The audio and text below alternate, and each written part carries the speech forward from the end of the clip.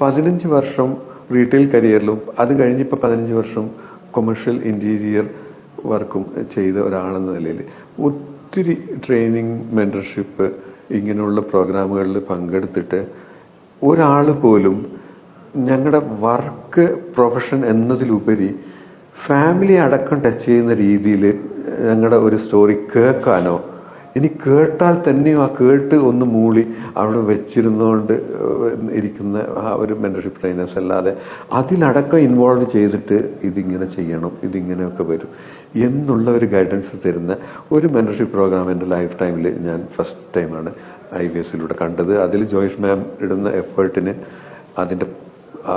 അതിൻ്റെ വർത്ത് ഞങ്ങൾക്ക് ആർക്കും പറയാൻ പറ്റാത്തൊരു സംഭവമാണ്.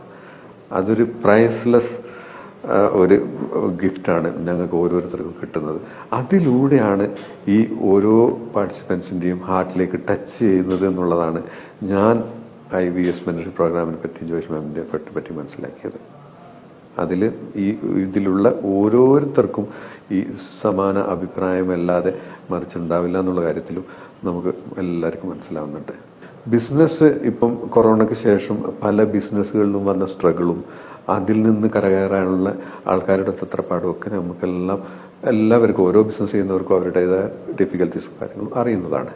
അപ്പോൾ അതിൽ നിന്നെല്ലാം മാറിയിട്ട് ഈ ഒരു മെന്റർഷിപ്പ് പ്രോഗ്രാമിന് ശേഷം നമുക്ക് ഇതിൽ നിന്ന് ക്ലിയർ കട്ടായിട്ട് കയറാനുള്ള പാത്ത് ഇങ്ങനെയാണെന്ന് ഒരാൾ പറഞ്ഞു തരുമ്പോൾ കിട്ടുന്ന ആശ്വാസം ഉണ്ടല്ലോ, അത് റിയലി എത്രത്തോളം നമുക്കൊരു മുങ്ങി താഴ്ന്ന ഒരാളെ കരയിലേക്ക് പിടിച്ച് കയറ്റുന്ന അനുഭവം എന്നുള്ളത് ആണ് എനിക്ക് ഫീൽ ചെയ്തത്.